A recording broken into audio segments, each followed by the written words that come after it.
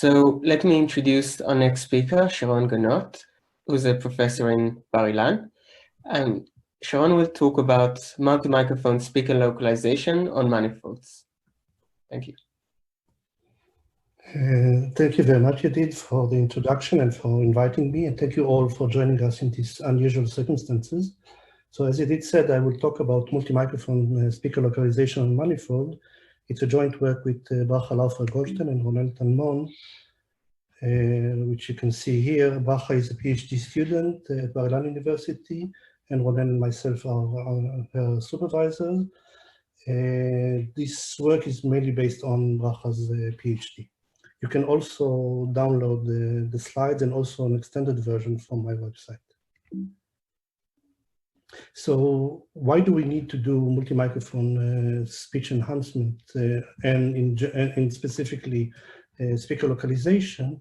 So apparently most of the devices that we have nowadays at home are what we call smart devices, in the sense that they are equipped with sensors, sometimes microphones, sometimes video, or both, and they have a lot of processing power. Some of very like handheld devices, smart homes, smart cars, these speakers that are very useful in recent years, camera steering, and also in very recent years we also have robot audition and sophisticated hearing aids and hearables, which are just devices that we put on our ears and they are equipped with microphones. All of these algorithms, or all of these devices will have speech enhancement, some type of noise reduction, and also embedded in the algorithms, you will have most likely some speaker localization and tracking facilities that are an essential part of the algorithm. So we have to deal with this problem, specifically in sophisticated and complex environments like at home and so on. And this is why we do the research on this topic. Actually, this was ongoing research for, I would say, the last 2 decades. And here is a list of families of algorithms. The full list is given, not the full, but a selection of the list is given at the end of the presentation, but I don't have time to get into it. You are invited to have a look at this link. So there can be some type of beamformer, which is directed towards all direction until we find a good direction. It can be some type of geometrical consideration by intersecting beams. There are Bayesian and non-Bayesian algorithms, both batch and time recursive. And in recent years, there are also learning-based algorithms. Some of them are unsupervised, some of them are supervised. And our talk and our algorithms here are what we can call learning-based algorithm, and they are based on manifold learning. So why localization is so difficult, especially in acoustic environment? So you see here a typical environment which has walls. Sometimes it has also a lot of objects inside, like chairs, cabins, and so on.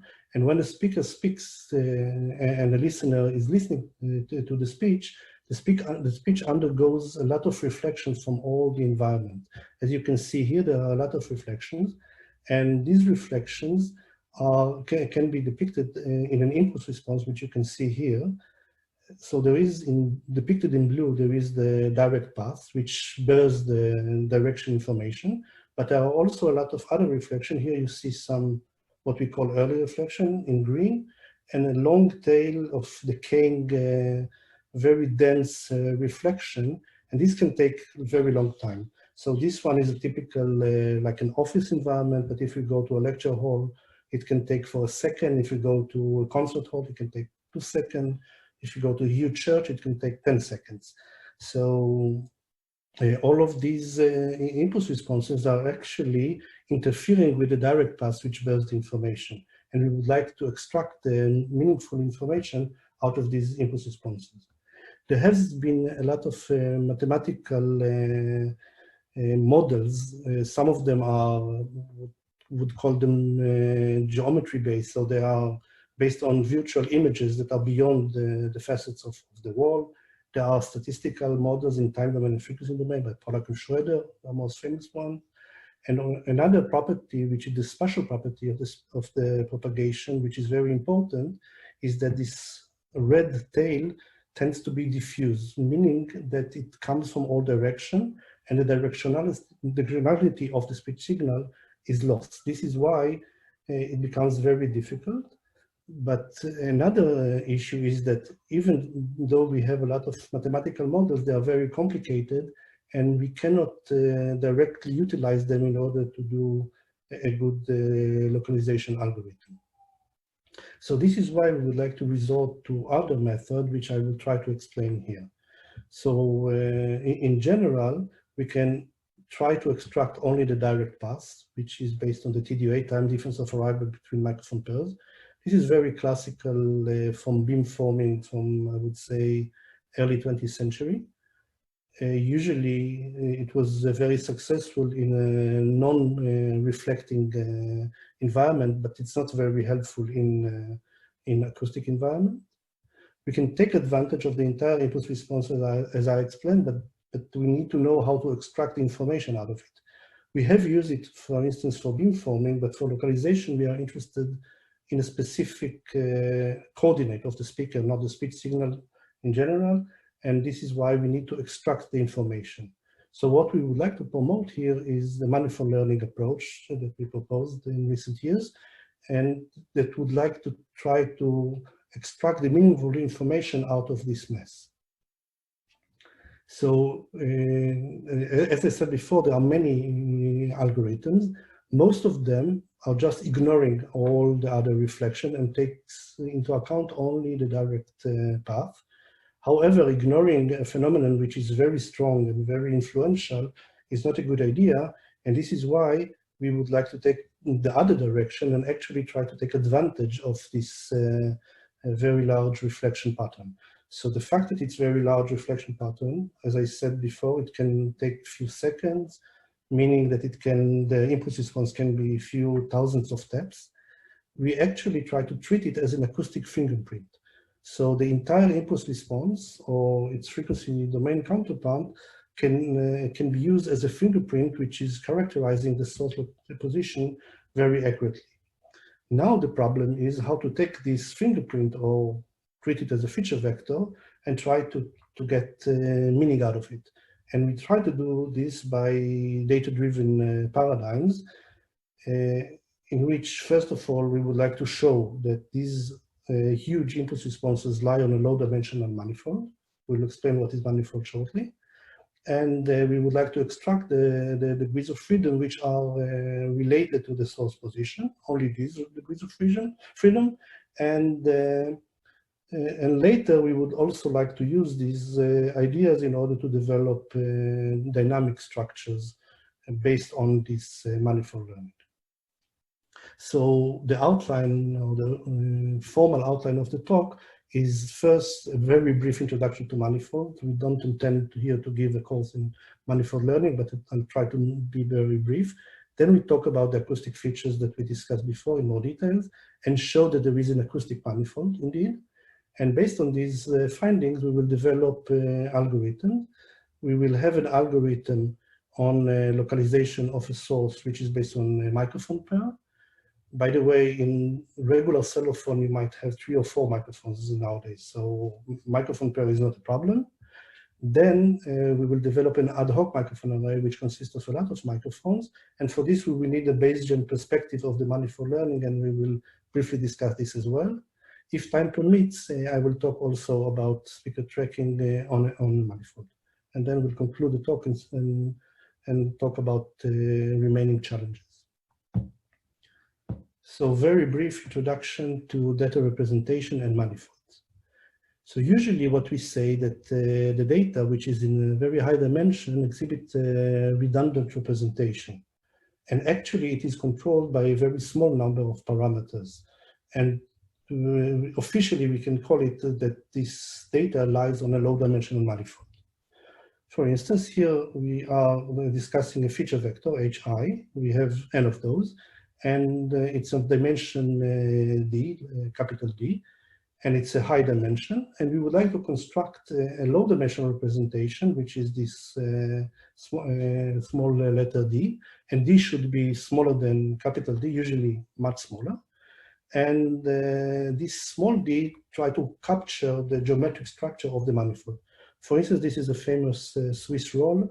It's a three-dimensional structure, but actually it's a two-dimension. So if we unfold it, you can see that it's two-dimensional. Of course, here we talk about very high dimension, like few thousand, to very low dimension, like 1, if we are interested only in the DOA, the direction of arrival, or 3 at most, if it's a three-dimensional coordinates of the source. So we are interested in the dimensionality reduction from very high to very low dimension. So manifold in general is a locally Euclidean space. This is roughly the definition of a manifold, and it's usually characterized by its Laplacian. The Laplacian, which is this double nabla, or the second order gradient, or in manifold terms, it is usually called Laplace-Beltrami operator. This Laplacian, which is, as I said before, related to the gradient of the tangent to the manifold, gives us all the information needed and also infers or induces a local coordinate system, which is locally Euclidean, as you can see here. So the manifold has a high structure, and it's quite sophisticated. The structure, very unstructured, I would say. But locally, there are small patches which are Euclidean. The Laplacian also describes the time evolution of the diffusion process, and we will use this interpretation to develop our algorithms, as I will describe soon. So the Laplacian, as I said, is an infinite dimension operator. It works on continuous spaces, but we are interested in a discretization of the manifold. So this is typically done by representing the manifold by a graph, and the edges of the graph are our observation or our feature vectors, and the structure of the matrix that relates to the graph will be explained later. So the goal of our manifold learning will be to recover the manifold, or the geometric structure of the manifold, and actually see what are the controlling parameters of the high dimensional points that lies in a very high dimensional space. The foundations of manifold learning were laid in a science issue in December 2000 by two works by Royce and Saul and by Tenenbaum et al. And they call it LLE, locally linear embedding, and ISOMAP. We will take another point of view, which is called diffusion map, due to the work by Koifman and Lafont from 2006. We use this due to the notion of diffusion distance that I will explain, that will be very helpful for us for the developing our algorithm. So how do we construct this diffusion map? So as I said before, the samples or the features are the graph nodes. These are the nodes. The edges are related to a kernel function. So these are some type of distance measure between nodes with a local epsilon, which is related to the locality of the ties between the specific nodes. And from this, we can define a Markov process by normalizing actually this kernel matrix to a probability matrix, a probability to go from node Hi to node Aj, which is constructed by row normalization of Kij. And this discretization also infers a diffusion process on the manifold, as I briefly mentioned before. So now we can write this down, this equation also in matrix form, d to the minus 1k. This is an n by n matrix. N is the number of nodes or the number of feature vectors, and D is this diagonal matrix. We can show that P is similar to a symmetric matrix, and hence it has a real spectrum. We will use the fact that the spectrum is real in order to do this dimensionality reduction. We also define the normalized graph Laplacian, which is n, called n. It is I minus this P. And it can be shown that this n, when epsilon, the standard deviation of this exponential, and the number of points goes to 0, the number of points go to infinity, we can show that this graph Laplacian, normalized graph Laplacian, converges to the Laplacian. This is why it's so important for us. And it includes all information that we need in order to construct the manifold. And now the diffusion map itself is taking this matrix P and calculating its eigenvalue decomposition. As I said before, all the eigenvalues are positive, and we select the strongest one. So select the strongest component of the eigenvector in order to construct a mapping, which is a nonlinear mapping between a high dimensional vector and a low dimensional representation in Euclidean space. What is also interesting is this, what I said before, that is one of the most important properties for us, is the diffusion distance. So the diffusion distance is related to the probability to go from one point to another point via another point R, from point I to point J or vice versa, via another point R, anywhere on our graph. And this is very difficult to estimate, since it counts all the paths between these 2 points. What is interesting is that it can be shown that this diffusion distance is in the embedded domain is just the Euclidean distance. This is why we call it also locally Euclidean distance. And we see that the nonlinear embedding, in the nonlinear embedding, we can calculate just simple Euclidean distance, which is very simple to calculate and will help us to measure distances between RTFs, between acoustic features, which will be the RTF. I will explain about it soon. Another thing that we should take into account is the smoothness over the manifold. So smoothness is related to the gradient. So we are looking at the norm of the gradient and integrate over the entire manifold. This is written here. And then based on the Stokes theorem, we can calculate this by the Laplacian. This is the famous Laplacian that we just discussed before, the Laplace delta mi. And this is an inner product between the function of H, which are the graph nodes, and the inner product with the Laplacian of this the same H. If we work with the graph Laplacian in the discretized version, then we can see that the same inner product that we wrote before can be also written as an inner product between the matrices. So we construct F from all function values of over all our nodes, and this is the Laplacian matrix, and this one will be a measure of smoothness of the manifold. To gain a bit further insight about why this is indeed a measure of smoothness, we can write down F transpose LF by this equation, and then we can see that if Kij is strong, meaning that 2 points are strongly tied in the graph, then it encourages Fij and Fhi and Faj to be close to each other, meaning that the embedding of points which are very close in the high dimension is also close. It's also organized well in the embedded domain. This will be very helpful as well. So now we more or less, this brief introduction to manifold, we will use this later. And now let's go to the modeling of the acoustic problem. So we start with the 2 microphone case. And in the 2 microphone case, we have the speech signal. It undergoes this reflection pattern, which is depicted in the impulse response that I mentioned before. That is very long, few thousand step impulse response from S to microphone 1 via A1, and from S, the same S, to microphone 2 via A2. And there will be some additive noise, usually due to noise in the environment or other speakers that we'll briefly mention later. So this is what we have here, and the only thing that we can measure is actually Y1 and Y2, which are the microphones. This microphone can be on any device, can be on the hearing device of a hearing impaired person, for instance.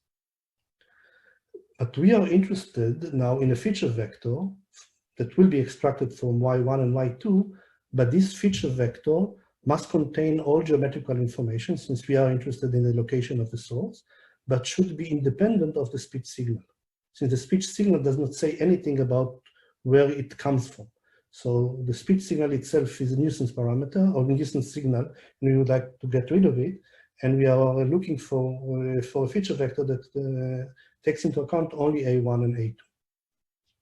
For this, we have introduced already in 2001 the relative transfer function, which is actually just A2 divided by A1, not something very sophisticated. However,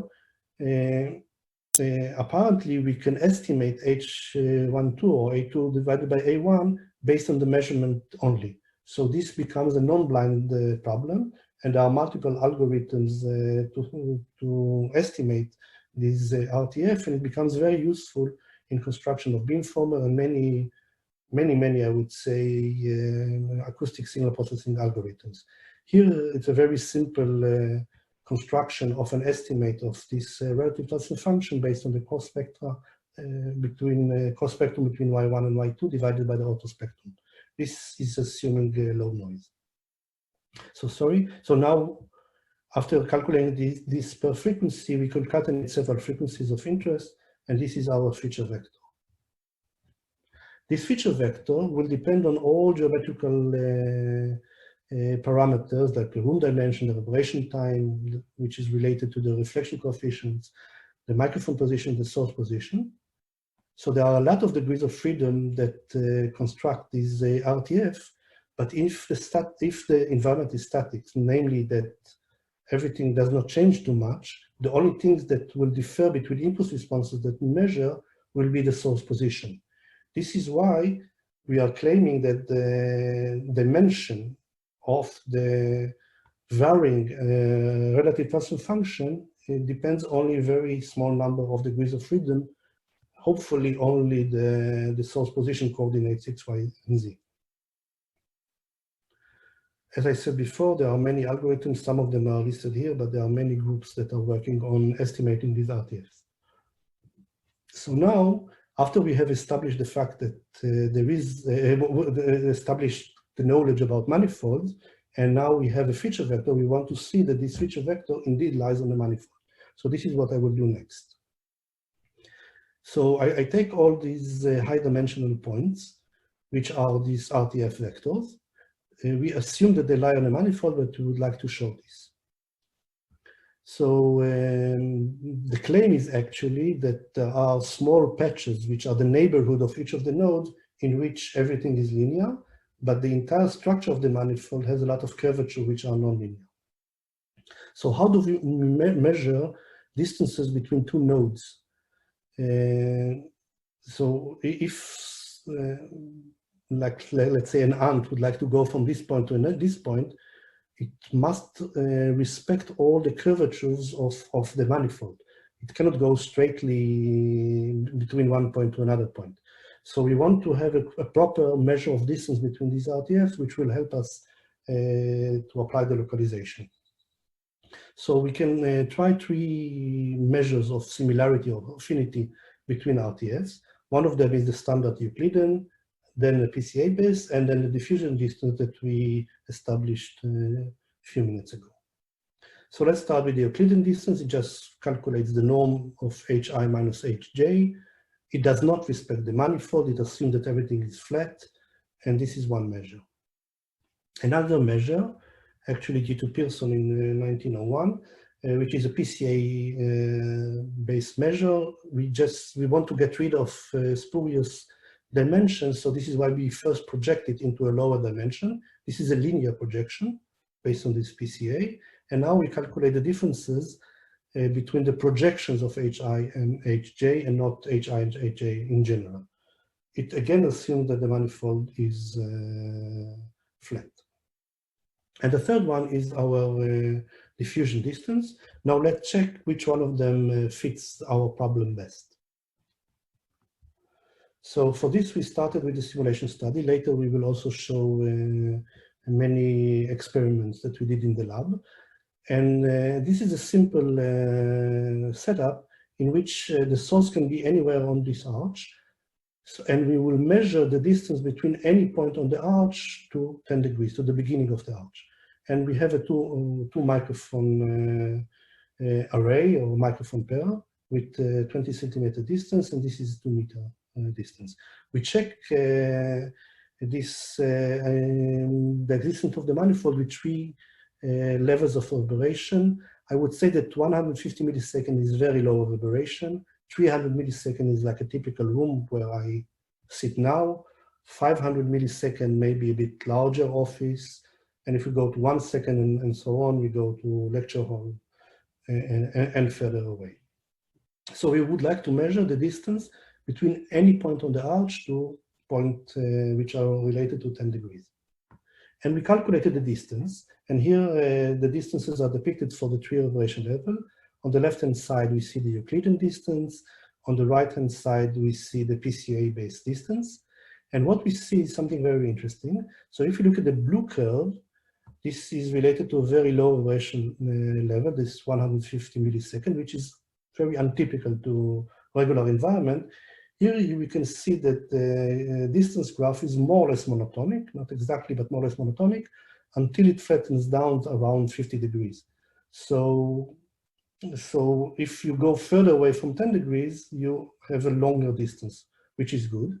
However, if we go to a typical room environment, 300 milliseconds and 500 milliseconds, we can see that the graph flattens down very, very fast. So this means that 20 degrees and 60 degrees are more or less the same distance from 10 degrees, which is not a good measure. If you use the PCA, we are slightly better. So the graph is shifted towards the right, but still we are not very good, and the graph is not very monotonic unless we are in very low reverberation level. What is happening with our diffusion distance that we defined before? We can see it here. We can see that for all 3 reverberation levels, there is more or less, I would not say perfect, but more or less a good approximation of monotonic behavior between the angle and the distance. Moreover, if we look at the embedding, which will be one dimension since we are only interested in the direction of arrival here. So if we look at the embedding as a function of the angle, we see a very good correspondence. This means that this phi1 captured the essence of the impulse response, although it was very long. So this means that we can say that we are more or less established, at least empirically, the existence of an acoustic manifold. And now we would like to utilize it in order to develop an algorithm for localization.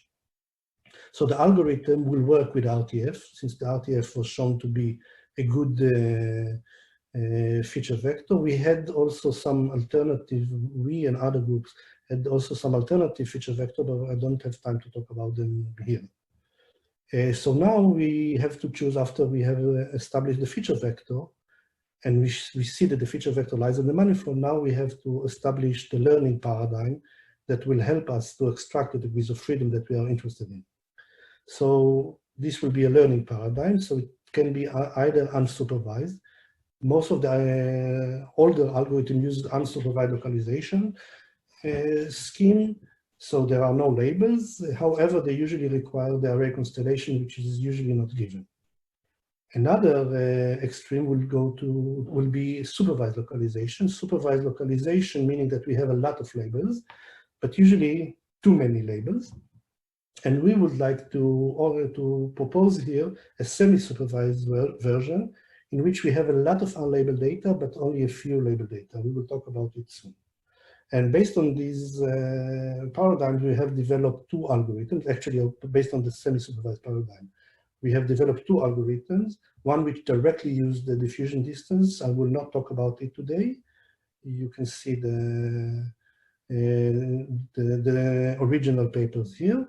I will talk about the manifold regularization for localization more in depth.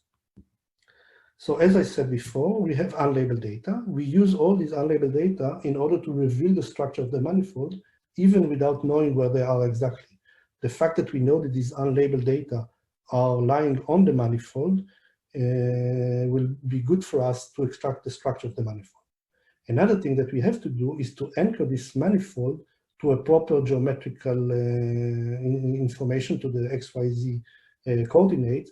And for this, we use only a few labeled data which are related to positions which are more or less accurately measured in the room.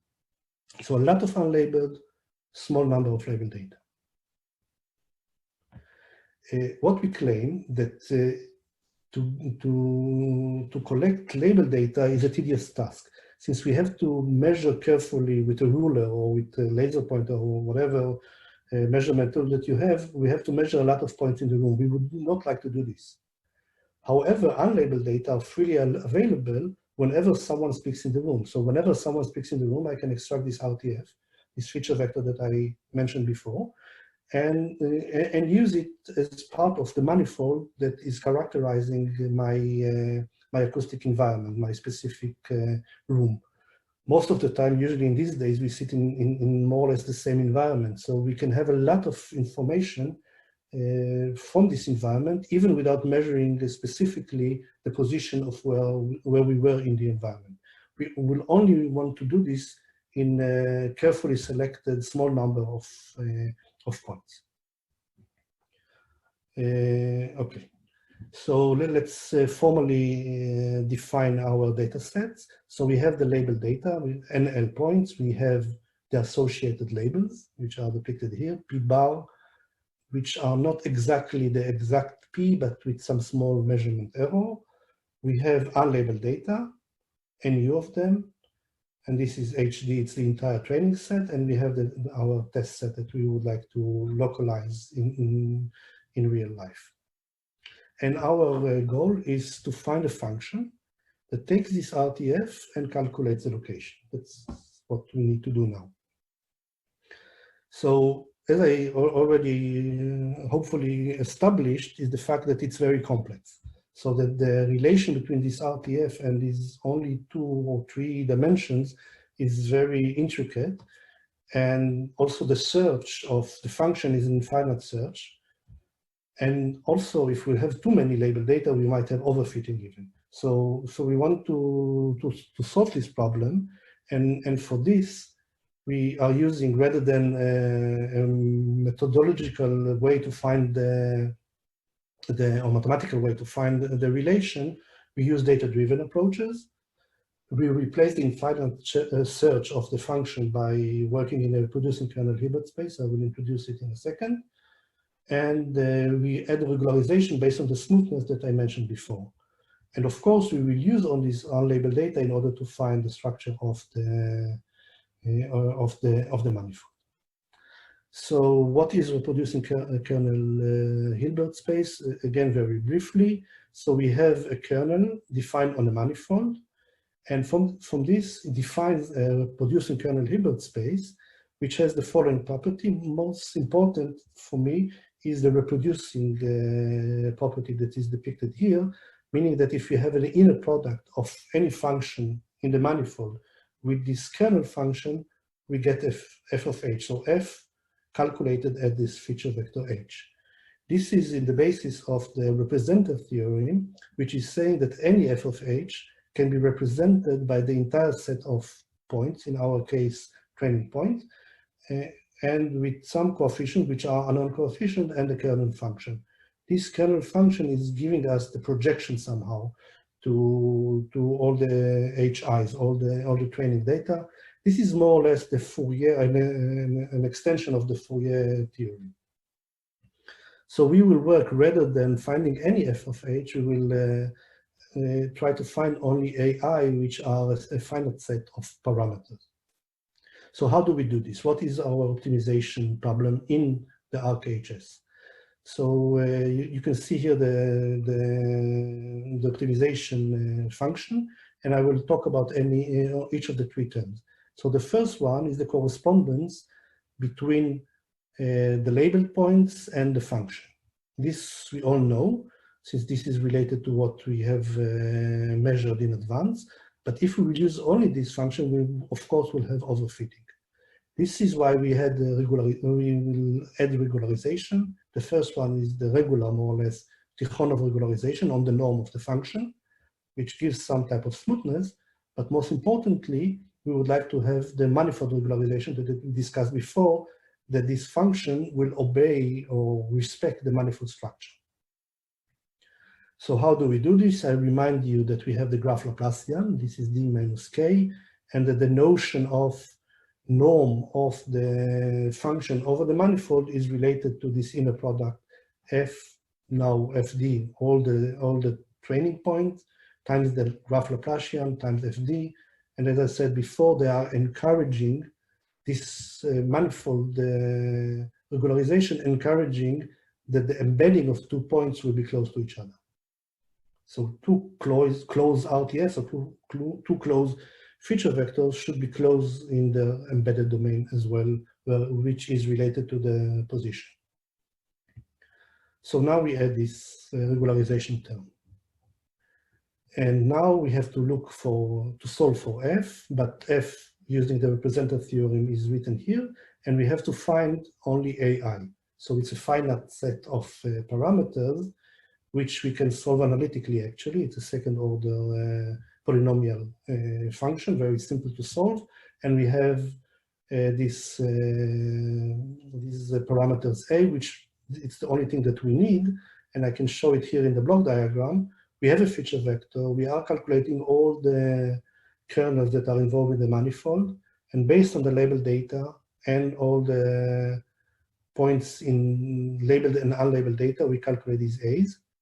And in the test stage, whenever we have a new measurement, we can use actually these A's in order to localize it, based on the affinity between the new point and all the other points in the training set.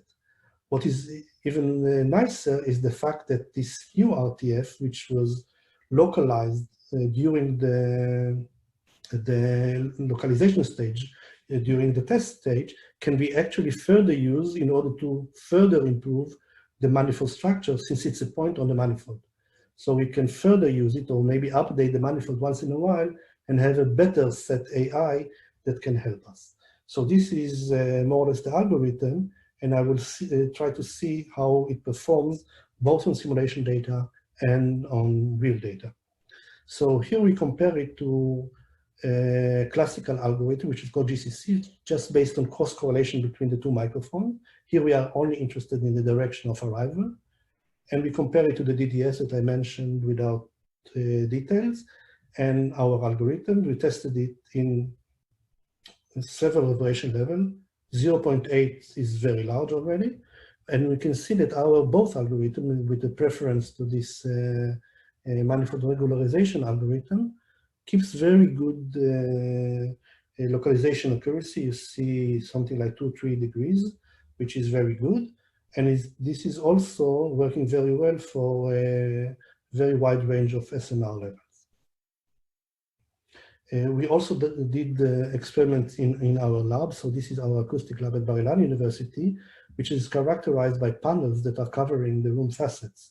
These panels can be used to change the reflection of the walls, and hence to change the reverberation time. So it can help us to create a lot of environments in one environment. And now the source the source trajectory was confined to be somewhere on this line, with the label data depicted here in red, with 15 centimeter difference between them. And we had a microphone pair, two microphones 20 centimeter apart, and 2.5 meters between the microphones and the possible source positions. So we compared our algorithm with the GCC that I mentioned before, and also with nearest neighbors. If we have a lot of label data, as we'll see in a second, then the nearest neighbor might work very well. So you can see here that the algorithm, our proposed algorithm, works much better than the GCC and the nearest neighbor. And now we measure the error in meters. So this is 0.2 or 0.25 meters, and you can think about localizing a person which is wider than this. This is perfectly fine. We can also test what is happening if we have more labeled data. Of course, if we increase the number of labeled data, the nearest neighbor will eventually work very well, since the feature vector is very good. So this one we can see here. And we can also see the influence of unlabeled data. And we can see that we improve by using more and more unlabeled samples, since we have a better knowledge on the manifold structure. as I said before, now I would like to go to multiple microphone or multiple nodes or ad hoc microphone array. But for this, I will need a brief introduction to Bayesian perspective, which I will do now. So let's recall what we have in our manifold-based regularization in the RKHS. So the cost function and the two norms that we mentioned before, we can merge these two norms into one norm, which I called K tilde. And this is related to both the Tichon regularization and the manifold regularization. So we have these two terms, and we can, if we define F to be a Gaussian process, and we look at the posterior of the Gaussian process given the labeled data and the unlabeled data, we can see that this cost function corresponds very well to the likelihood function. This is actually a likelihood function if everything is Gaussian. And this one is a manifold-based prior, meaning that it uses the labeled data, but also the unlabeled data. So this is my perspective. So rather than using an optimization in RKHS, we can use F as a posterior function, which is depicted here. Now, if everything is Gaussian, then f of ht, which is the projection to the low dimension of the test point, with all labeled points, given the labeled and unlabeled RTFs, is jointly Gaussian. It's written here. This I comes from sigma square I the noisy measurement of the labeled data. And all these matrices I can calculate based on the kernel function that I had before. I would like to stress that although we use only L here, which is only the labeled data, deep inside the algorithm uses also the unlabeled data in the construction of the kernel matrix. So the unlabeled data, although they do not explicitly appear here, they are extremely important for the performance of the algorithm. Now, since these two are jointly Gaussian, we can calculate the posterior based on all the points that we have here and have the map or the MSC, which is nothing but the Wiener filter for estimating the position. And we also have for free an estimation confidence, which is the variance of this Gaussian. So let's take this perspective in order to derive source localization in ad hoc microphone array. What is an ad hoc microphone array? So we have a lot of microphone pairs. There are somewhere in the room, let's say we are in a smart home and we have microphones embedded in smart loudspeakers. We have them also in our light switches. We have them in the walls. We have them anywhere. We don't know exactly where, but they are somewhere around our scene. And we have here one speaker that speaks, and the speech is captured by all microphone arrays. Each microphone array is actually looking at the scene in a different way, so that RTF that are measured in each of the microphone pairs is different from each other. So, but they are all related to the same position. So we call them different points of view of the acoustic scene.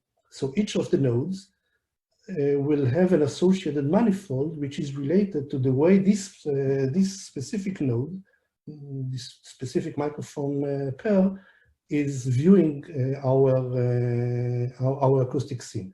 Each one of them has a different point of view, which is related to the different physical position of the nodes. However, deep inside or underlying our RTFs, all of them are related to the same position. So we would like to utilize them in order to fuse all points of view into one better point of view of the scene. So how do we do this? What we suggest is to actually have a better kernel function which takes into account all points of view together.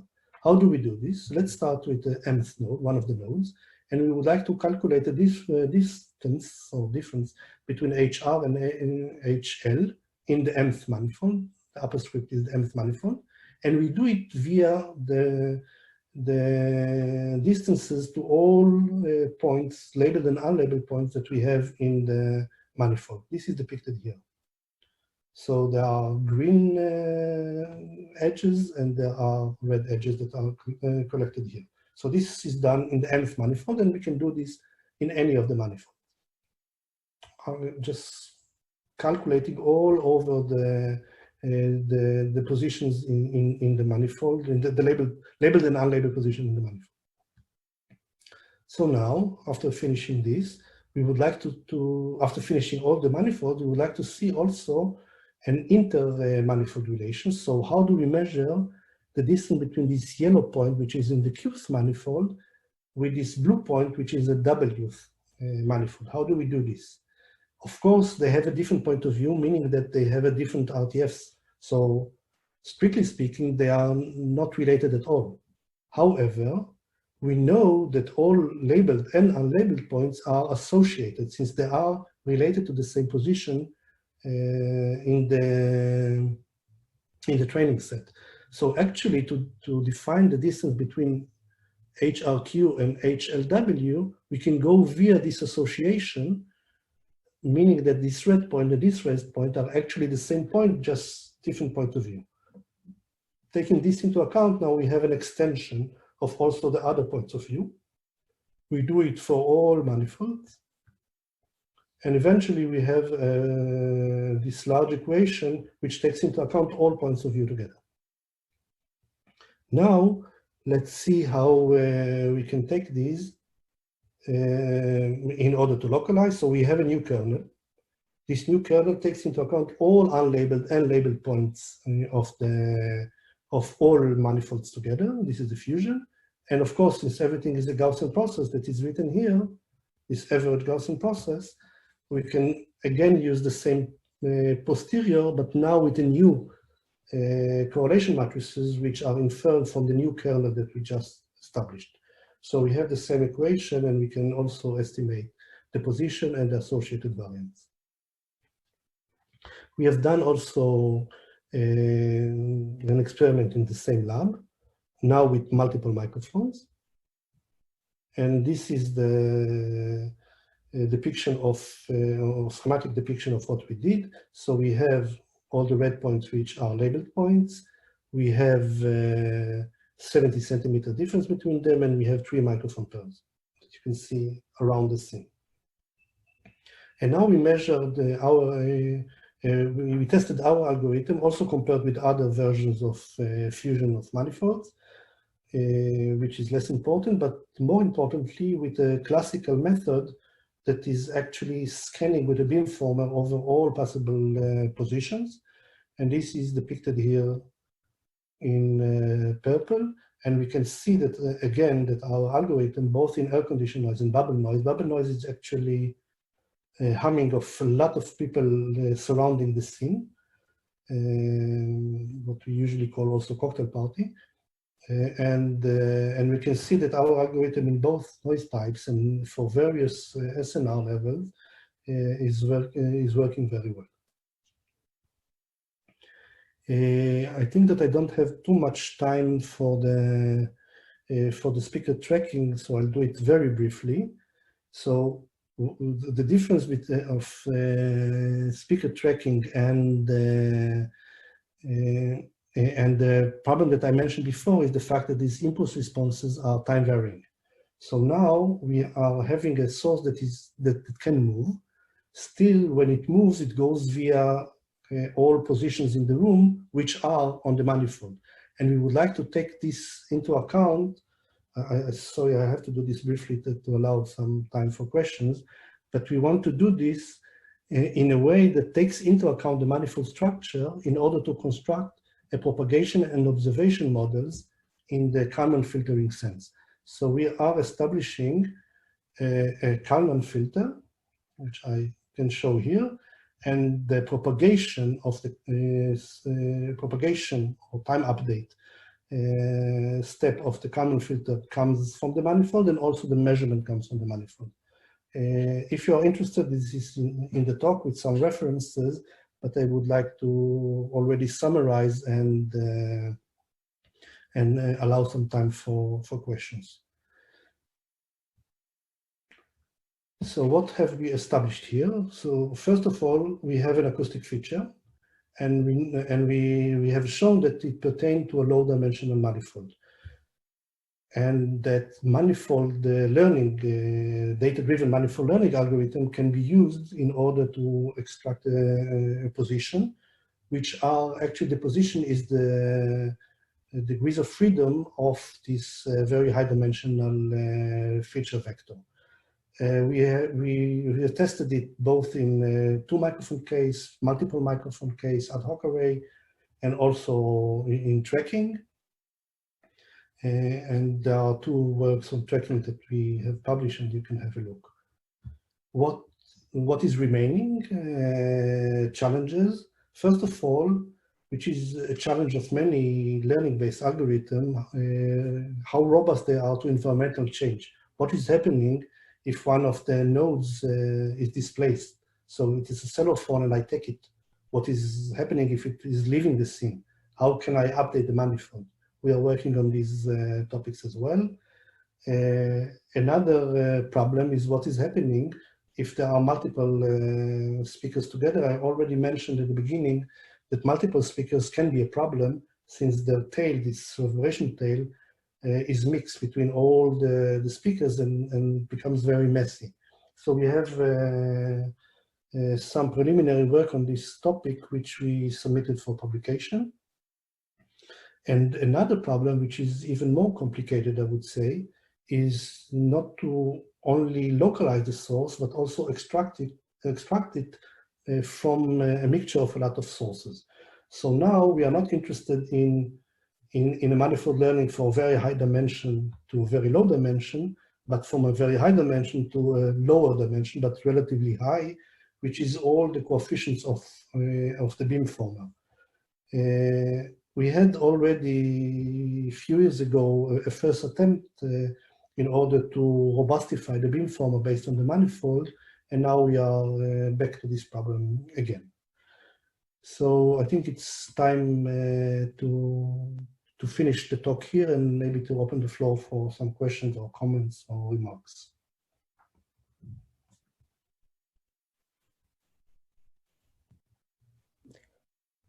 So, any questions? I have a question. When you're using one pair of microphones, you're trying to find the angle to the source. So when you have like many different microphones and you're doing the modeling it as a Gaussian process, the process, like the function you're estimating, can't be the angle because it's different for each one. So how it's not the angle anymore, it will be the coordinates. Okay. So it will be x, y coordinates. If it's an angle, you're right, that if I will estimate the angle, then I have to intersect them somehow. Mm-hmm. So this is related very strongly to, let's say, classical method of calculating the direction of arrival and then intersecting these line of sights. I want to avoid this, and I want to directly estimate the position, the XY or XYZ position. By the way, interestingly, we can also localize from a microphone pair, we can also localize even higher dimension. We can also localize a position, although in regular algorithm, there are not enough degrees of freedom to solve this problem, but using this fingerprint, we can actually improve. Even more, we had a work which was the starting point of all this work, a work that I did with Ronen Talmon and Israel Cohen maybe 10 years ago, in which we actually localized based on one microphone, due to the fact that we have these fingerprints. One omnidirectional microphone can be also helpful.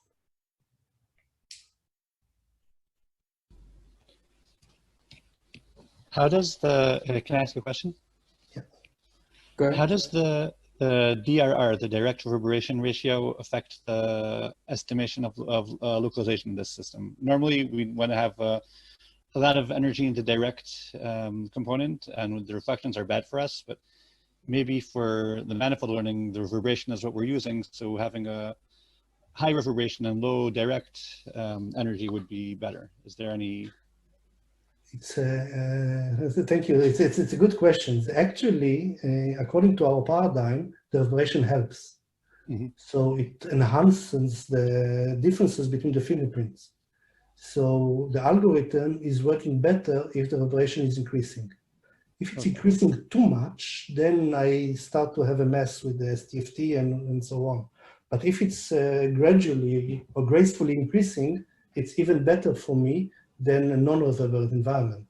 Actually, the resolution, also by the way for beamformers, the resolution of a beamformer and the resolution of the localization algorithm becomes better due to the fact that we work in a very high dimensional.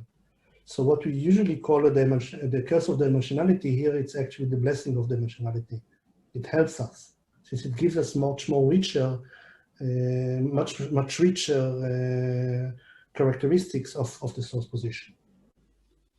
Thank you.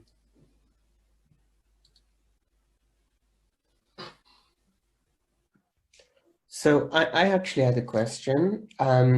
Did you try using autoencoders or something like that would be able to learn deep representations? Because it seems like the method that you proposed is a kernel-based method, and obviously many of these approaches have been challenged now by deep representations, and specifically I think this type of framework of having an autoencoder on unsupervised data with you know, like with some supervision on a classifier that goes from the latent representation to whatever thing you're trying to classify, it is actually something that has been going on in the deep learning literature for the last few years.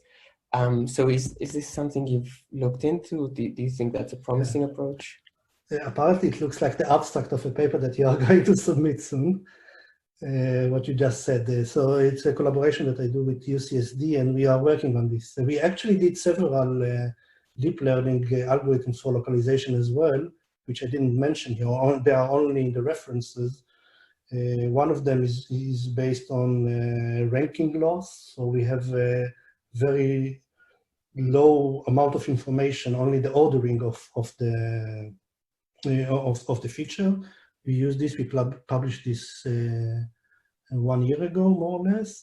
And we also have deep learning based with CNNs for localization, with deep embedding, and we also now working with autoencoders as well. So this is an ongoing work that we hopefully will submit soon. But you're right, the fact that this dimensionality reduction can be achieved by deep structures. And this is, of course, a good way to go. One of the advantages of the way that we propose today is the fact that you can understand exactly what is happening, more or less exactly. But of course, we all know that deep learning is important and it's helpful, and we work on these topics as well. So some of my collaborators and some of my students are working on deep learning structure for localization as well. I will be happy to discuss this maybe offline with you as well. Sure, yeah, it'd be very interesting. Does anyone else have any questions? Okay, so let's thank our speaker again. I guess clapping is very difficult in this format, so. Okay, so this will conclude this talk, and we're going to meet next week. So thank you very much. Thank you very much for all of you. Thank you. Thank you, Sharon. Thank you. תודה. Tada. תודה, שרון.